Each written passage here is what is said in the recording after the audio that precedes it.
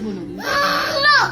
अच्छा कोई आपको यहाँ किस कर अगर आप चाहते हैं कि हर बच्चा महफूज रहे तो इस वीडियो को सिर्फ लाइक ना करें बल्कि इतना शेयर करें कि दुनिया की हर माँ, हर बाप और हर सरपरस्त तक ये पैगाम पहुंच जाए।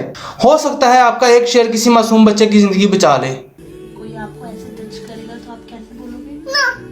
कैसे बोलोगे? गुस्से में कैसे बोलोगे? अच्छा कोई आपको यहाँ किस करेगा, यहाँ किस करेगा तो आप क्या करोगे?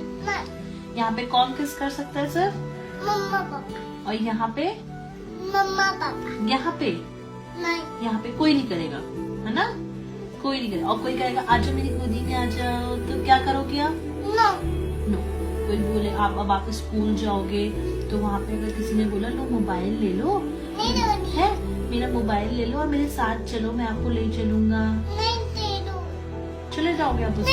नहीं चाहते। कैसे चिल्लाओगे आप? नो नो नो नो मेरा बात छोड़ छोड़ छोड़ छोड़ छोड़ नहीं। हाँ किसी ने कहा अच्छा ये लो चॉकलेट्स टॉफी, आप खा लोगे? हैं कोई आपको चॉकलेट टॉफी देगा, आप खाओगे? नहीं नहीं। कहेगा लो चॉकलेट चल लो और